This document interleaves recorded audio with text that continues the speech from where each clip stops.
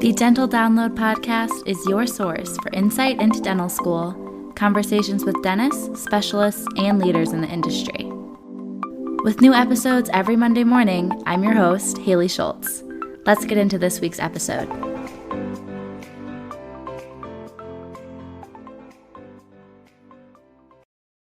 Want to make a podcast? Spotify's got a platform that lets you make one super easily and then distribute it everywhere and even earn money, all in one place for free. It's called Spotify for Podcasters. Here's how it works. Spotify for Podcasters lets you record and edit podcasts right away from your phone or computer, so no matter what your setup is like, you can start creating today. Then you can distribute your podcast to Spotify, but also everywhere else podcasts are heard. Video podcasts are also available, and you can earn money in a variety of ways, including ads and podcast subscriptions.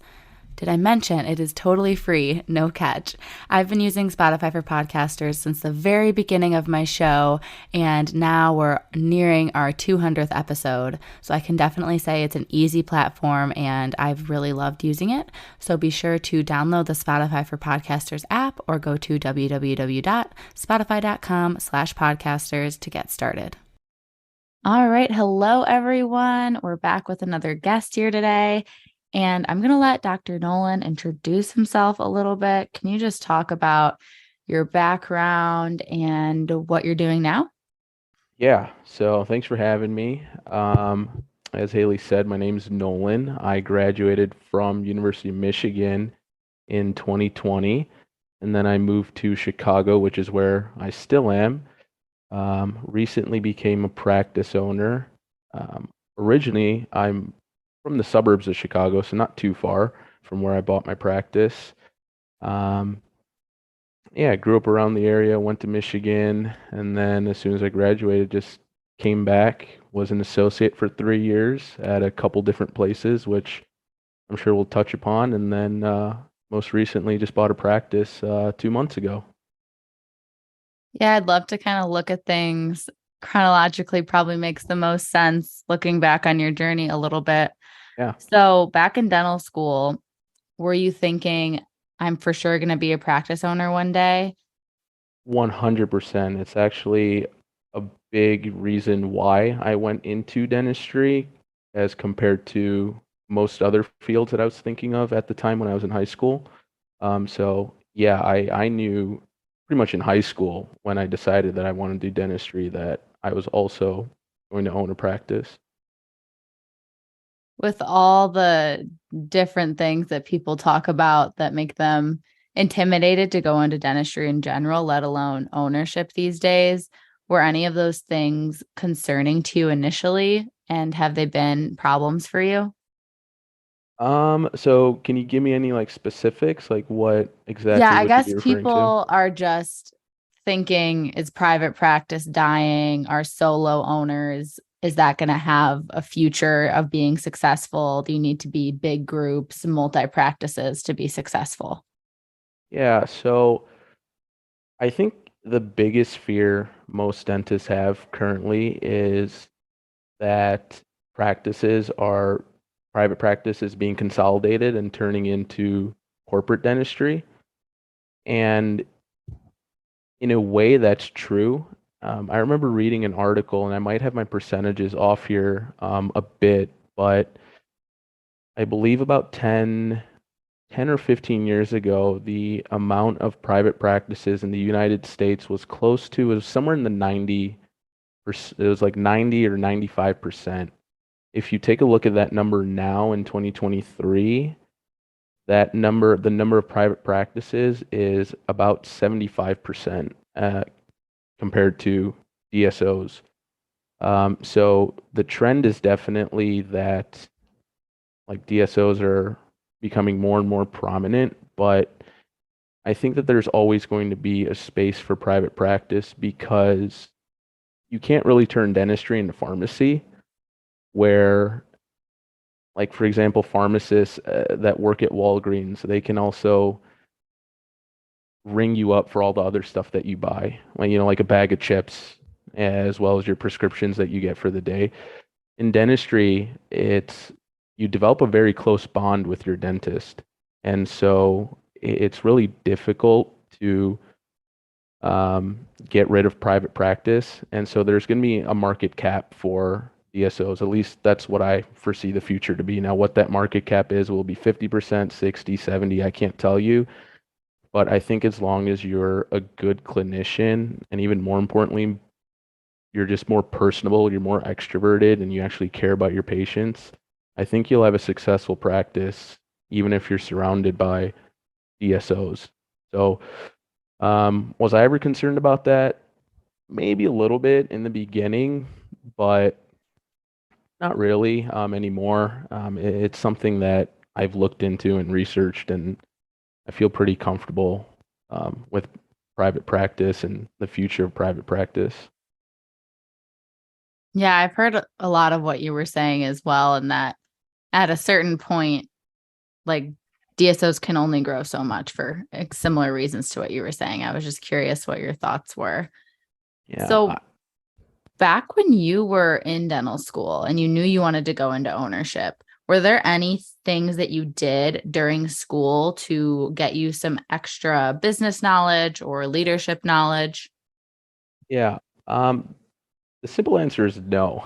I think in dental school, the only thing that I focused on was just the quizzes and the tests that we had on a daily basis. So, there really wasn't any time to even think about practice ownership and more so, I think it wasn't just Michigan, but I think a lot of dental schools they sort of never touch upon practice ownership, and it's almost as if you can't even ask professors about it. So I did a lot of my or the knowledge that I gained on how to run a practice pretty much came with just the associateships that I had. I would ask the owner dentist, "Hey, do you mind if I take a look at the financials? Can I see how the practice is doing? Can I order some supplies? Can you like teach me how to make an account for Patterson and how do I order supplies?" Um, I would ask them questions like, "Hey, what if, so and so quit? How would you look for a new assistant?" So just things like that when you're an associate, I think is a lot more helpful rather than when you're in dental school. I think when you're in dental school, just focus on school and having a good time. And when you were an associate at these practices, learning from the owners, did you find that it was a weird dynamic to get into that relationship where they were letting you in on the details of the practice and learning how to run the business, even though you weren't necessarily the one planning to take it over? Yeah, so I was kind of lucky because my first associateship was actually for my mentor who got me into dentistry in the first place when I was in high school. He was the first dentist and the only dentist that I shadowed all throughout high school, college, and even dental school. So when I graduated, he gave me my first job. And so at that point, I had known him for, gosh, maybe like 7, 8 years. So I didn't really feel awkward asking him any questions, and neither did he feel awkward showing me things. In fact, he sort of encouraged it. So not really with that. And then my most recent associateship, um, I was actually supposed to buy that practice, and then things kind of fell by the wayside.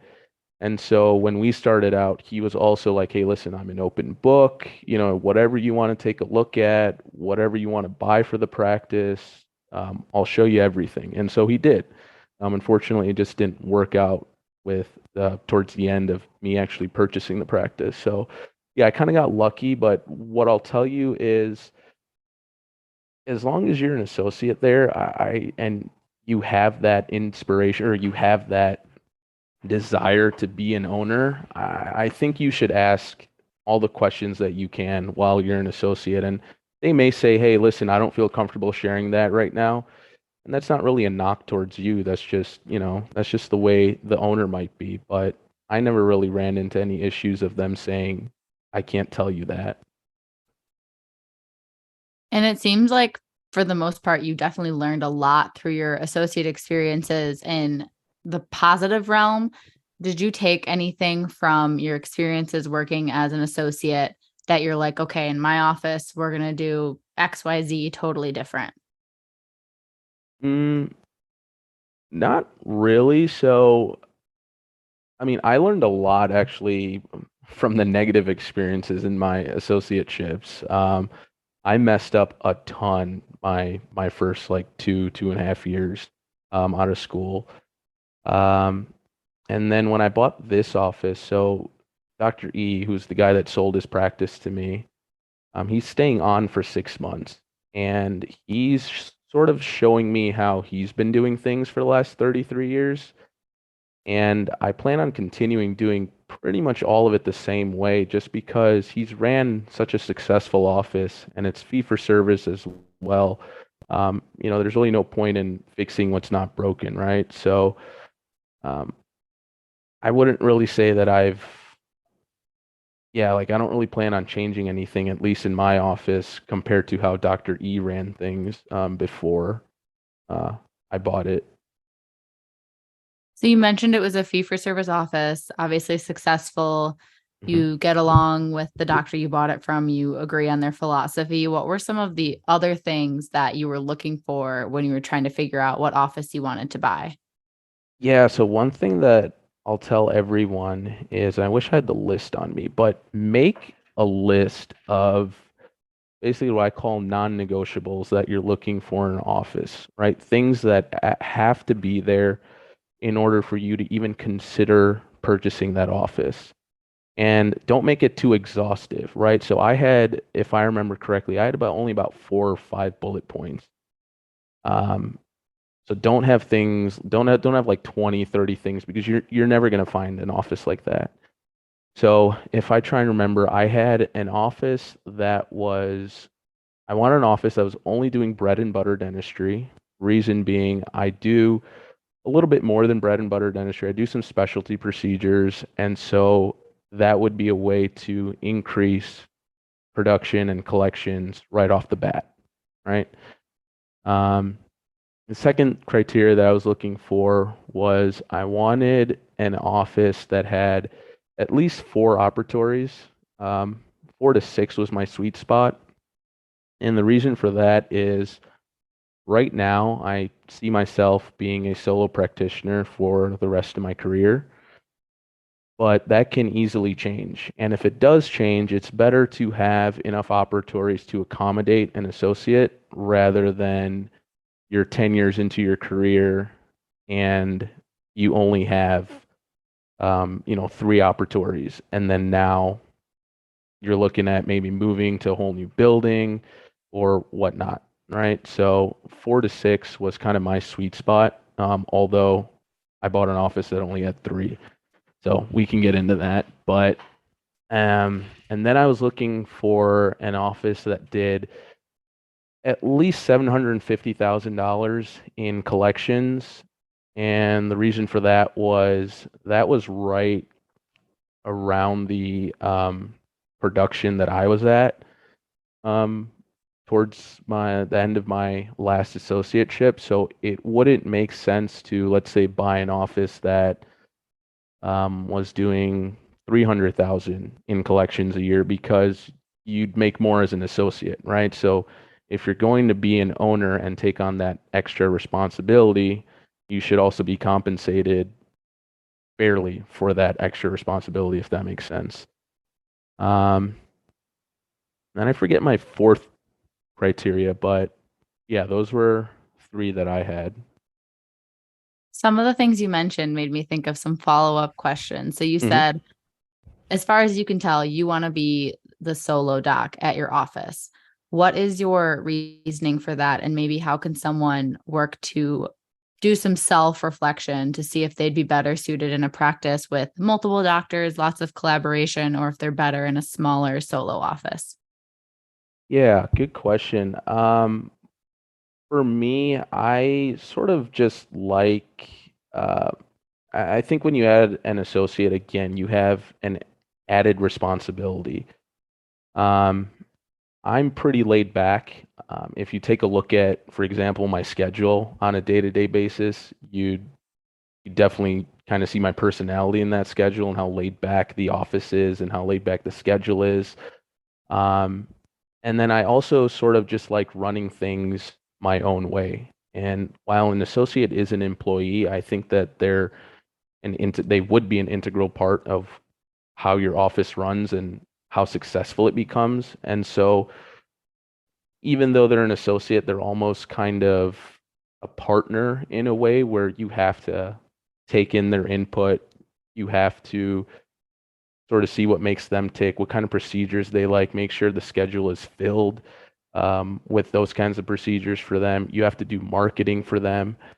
Um, so those are things that I just, right now, at least in my career, I just didn't really want to deal with or don't want to think about. Um, but there might be people out there who you love the collaboration aspect of it. Maybe if you run across a difficult case, you love that somebody is, right next door for you to kind of bounce ideas off of. Maybe if you're really business minded, you maybe like the added income that you get from adding an associate. So yeah, those are things to all consider.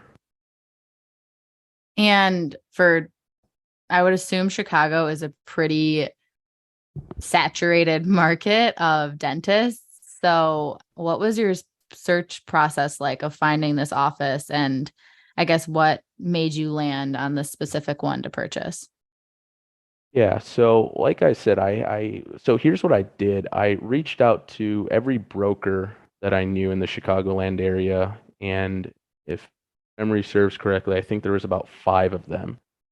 And so I just emailed all of them, kind of gave them a little bit of background information about me. I gave them the list of criteria that I had, and I told them, find me an office that fits this criteria, that fits my personality, um, and that the retiring doctor that you think maybe has a similar philosophy of care. And of course, the brokers, all they care about is just selling an office. So even though you give them all that, they just send you every office imaginable. So I did that. I reached out to the brokers. I sent out mailers. So I basically made like postcards. And think I have one. Maybe I could send you a picture on your email and you could put it up or whatever. But basically sent out postcards to just a bunch of random offices. So I kind of just looked at offices in all of Chicago, and there's thousands.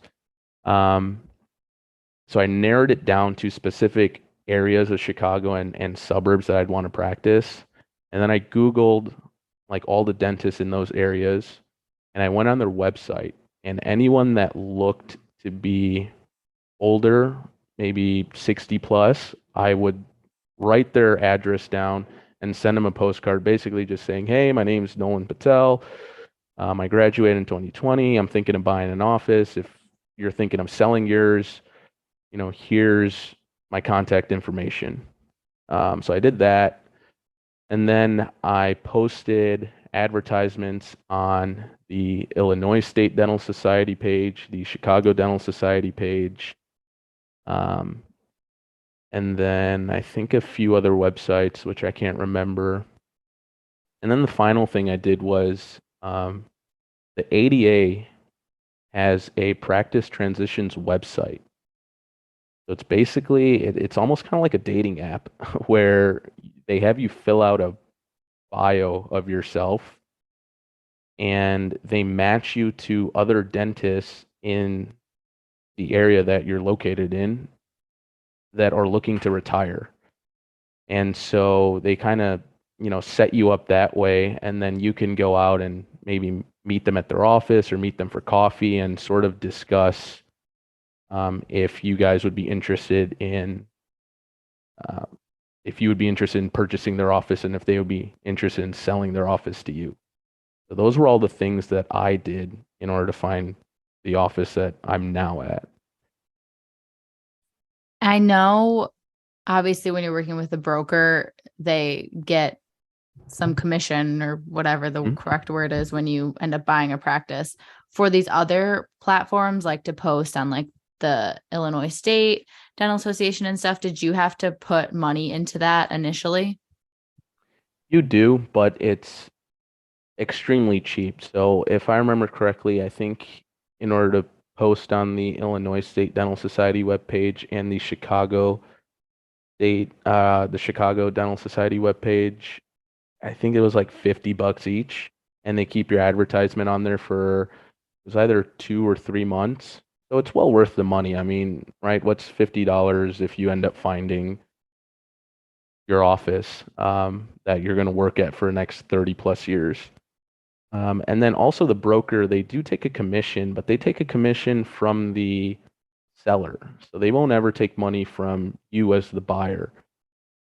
But in a way, you kind of pay for it anyways because some brokers, they'll kind of jack up the prices a bit so they can, their 10% a little bit better. But yeah.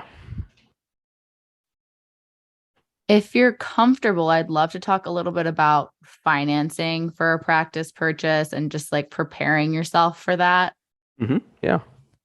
In general, when you're working as an associate, trying to save up to have some cash reserves on hand and then starting to apply for a practice loan and everything, like how did you know that you were financially ready to get into buying a practice? Yeah. So what I did was I reached out to banks, and there's specific banks that really deal with dental loans. So, for example, Provide, which is a dental specific lender through Fifth Third Bank, Bank of America, um, PNC, and then there's one other. I think it's Huntington. I don't know if they're only in Chicago or not, but anyways, there's dental specific lenders. You can find it online if you Google it. So I reached out to them and sort of asked them, hey, listen, if, let's say I'm interested in buying a $700,000 practice or $1 million practice, what are you guys specifically looking for in terms of, what do I need to have in order to secure that kind of loan? And pretty much all of them will tell you that you should have at least 10% of the practice's value in cash and assets. So you could have it in your brokerage account, you could have it in a savings account, you could have it, $100,000 sitting underneath your mattress. As long as you have 10% of the value of the practice, banks feel pretty comfortable giving you that sort of loan. The other thing that they look for is what sort of production have you done in years past? So, for example, if your yearly production as an associate is, let's say, 400,000, and you're looking to buy a $2 million practice, they're probably going to be a little bit hesitant, right? So make sure when you're an associate that you're actually keeping track of your numbers on a daily basis, on a monthly basis, on a yearly basis. What are you producing? What are you collecting? With that being said, really any bank will give you a loan. So I had a friend who he reached out to the dental specific lenders. All of them sort of brushed him off. And then he reached out to Chase Bank and they gave him a loan. So I will say that, in a way, it's really easy to get finance for a practice. But if you actually go through a dental specific lender, which I recommend, then it can be they scrutinize you a little bit more and they kind of make sure everything is right on your end financially before they give you a loan. And in terms of what you were buying, did you purely buy the practice, like the patients, the equipment for this, or did you also buy real estate in this case? Yeah, so I just bought the practice and everything that came with the practice, right? All the equipment and whatnot. At that time when we were writing the bill of sale, the landlord did reach out to me and say that she wanted to sell the building to me as well. I told her no at that time just because I wasn't quite sure. Um, I didn't know how the cash flow would be for me at that time, right? I didn't know how much I would actually make. I didn't know what my production would be, if patients would stay, if patients were going to leave. Those are all things I was a little bit scared of. So I told her no at that time, but things have been going pretty well so far now. And she reached out again asking if I wanted to buy the building. So we are talking about that. So maybe soon, maybe by the end of the year. And is it a building solely with your operatories in it, or are there other tenants?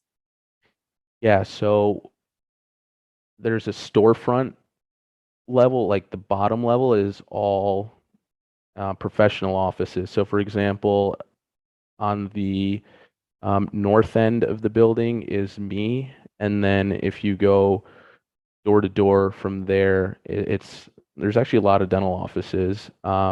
And then above us, there's condominiums. So there's 7 floors of condos. Wow, that's a sounds like a big venture, but that's exciting for sure. So, so the condos are owned, so I wouldn't have Okay. anything to do with the condos, as well as I'm only in talks of purchasing my unit. I really have no Okay. interest in, yeah, purchasing all the other storefront level buildings there. Okay, I was gonna say that would be a whole other job being a landlord for all of that. But some people are Yeah. really into the real estate. Like I'm in a real estate dentists Facebook group, and it's definitely an interesting avenue to go, but it seems like a full-time gig. And I don't know how you manage being a dentist on top of all that. Yeah, definitely.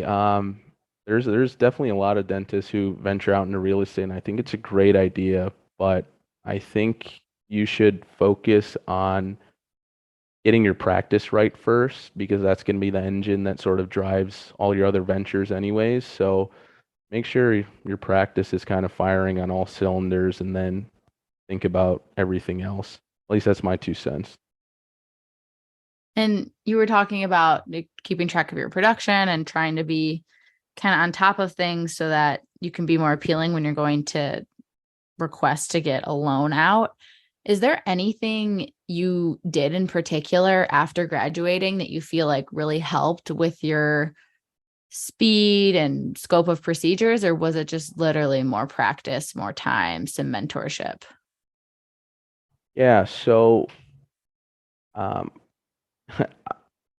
I think the best thing that I did and the worst thing that I did was I worked for a DSO for a year. And it was the best thing that I did because it really helped me get my speed up. When you're forced to see, 20, 25 patients a day, you can't take 2 hours doing a crown prep. You can't take 2 hours doing, number 19 MO. You have to get in there, do a good job, and get the patient out of there.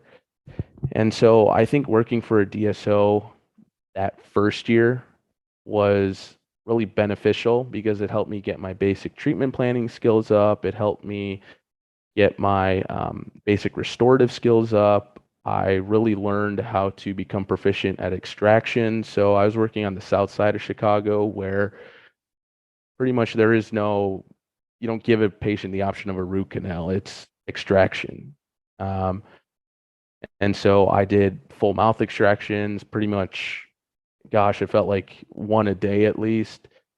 So those basic skills that you sort of learn in dental school, but you're still not confident in, were kind of perfected in that DSO setting for me. But also, you hit your ceiling rather quickly in a DSO, and you get burnt out really quickly. And so it was also, one of the worst things that I did. But yeah, so did I answer your question? Yeah, it definitely did. That you basically got better through the work itself and because you were in a setting that pushed you. Yeah. So, just to wrap up before we finish things here, is there anything else you really think is helpful for people to start thinking about, or things that you did now that you have transitioned into ownership in terms of any updated marketing, anything with leadership and kind of the team development that's already there, like getting Mhm. yourself acclimated with the team. That's one of the things I always think about when it comes to an acquisition is like that transition of leadership and I guess like respect and hierarchy when you come in as like a younger doctor. Yeah. So I bought the practice on a Friday, no, on a Wednesday, and my first day was next day, Thursday. And that morning, the previous owner told everyone that worked in the office that he sold the practice. So I walked in and he pretty much told everyone that this is the new guy that now owns the practice. And so it was a little bit of a shock for them in the beginning, but I sort of set all of them down on Friday. I got them all little gifts, just as, kind of a way to break the ice. And then I just told him, I said, hey, listen, Dr. Engelman, Dr. E, he's run this practice for the last 31 years very successfully. I don't plan on changing anything. I want to be an active observer, which means I want you guys to teach me everything you know about this practice, about the patients, about how to run the business part of it, and I'll learn. I'll adjust to you guys. And I think when they heard that, it was a sigh of relief. Um, and then also, I guess I don't really consider myself a boss. I kind of tell all the hygienists, my assistant, everyone that we're all colleagues. I tell them, like what I do on the weekend and like the funny stories that I have. And right, I show them the human side of me. And I think they really come to appreciate that. So, and then the other side of that is also if for whatever reason you don't get along with your staff and they end up leaving one by one, Um, don't panic. It's okay. In fact, when you acquire an office, you're going to have staff members that leave within the first 2 years. And it's not surprising if all of them leave. You'll find replacements. You'll find a new hygienist. You'll find a new assistant. You'll find a new front desk person. It's all okay. Just, you know, be the best dentist that you possibly can be. Be the best owner that you possibly can be. Be nice to everyone, and everything will work out. Would you have kept waiting and waiting to find the right practice if you felt like if this one didn't exist, I guess, let's say, like, or would you eventually have compromised and then went in somewhere and tried to make some changes? Yeah, so this particular office, or hold on, like I've been looking for an office for about a year and a half before I actually found the one that I bought. Um, and I did have to compromise on that list that I made, right? So again, the thing that I said of, oh, I was looking for 4 to 6 operatories. Well, my office only has three. And I think I learned that no office is going to be perfect, right? There might be an office that fits all your criteria but is completely outdated. Or there might be an office that looks modern but doesn't have um, the best equipment and whatnot. I think that at some point you have to stop searching for the perfect office and just take a dive into the opportunities that you have in front of you and pick the best one out of those. And that's kind of what I did. And it sounds like you're settling, but really your dream office is, the one that you make it into. So as years go by, as months go by, I'll make changes to the office and eventually I'll look back and, say, I'm in my dream office. So yeah, I probably would have kept looking, but not too much longer. Yeah, I get what you're saying. There's like a balance between everything. Right. So, wrapping up here, we've talked about a lot of different things when it comes to buying your practice and just your experience from graduating to now. Is there any final advice you want to give to the soon to be dentists and recent grads? Yeah.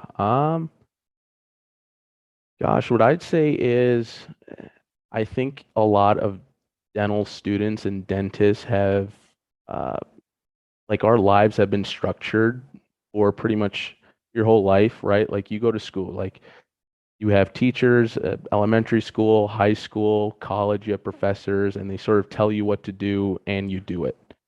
And then all of a sudden now you've graduated, you're a dentist, and you don't really have a ton of direction in life, right? Like there's nobody telling you that there's this assignment due on this day, you have to read these chapters by this day, there's a test coming up. You're sort of just on your own. And so I think the best piece of advice that I can give you is, and you probably heard it before, but don't worry about what other dentists are doing. So I had some classmates who bought an office the day after we graduated, and you kind of get that feeling, oh, shoot, should I buy an office? We had some classmates who, a month after graduation, they were already placing tons of implants. And you say to yourself, well, God, do I need to go take an implant course? You have classmates who graduate and they're doing maxillary molar endo. And, again, you say to yourself, should I be doing that? I need to take this course. I need to go and take this course. Um, just learn things at your own pace and at your own time is what I'd say. So, I mean, I spent the first year and a half just perfecting how to do a class two, in all honesty. I mean, and I still think that's the toughest thing to do in dentistry is drop in a box, make sure you don't nick the adjacent tooth, make sure it's all smooth, make sure there's contact when you fill, placing a compositite. Um, so yeah, I think my advice is just don't feel like you're lagging behind just because you're still doing basic restorative dentistry 2 years out of dental school. Learn things at your own pace and things will come to you. And so, yeah, That's nice and definitely reassuring, I think, for some people listening. So, thank you so much for your time tonight. It's been really interesting getting to know you a little bit and hear more about your journey. If anyone has specific questions from stuff that you mentioned today, is there a good way for them to reach you? yeah, actually, you could just reach me at I still use my Michigan email. So it's ndpa at umich.edu. I honestly don't even mind giving my phone number if anybody wants to shoot a text. I'm more than happy to answer text. So my number is 331-645-7737. Yeah, whatever anyone feels comfortable with, whatever they want to ask, go ahead. I appreciate it. Thank you. Yeah, absolutely. Thanks for having me.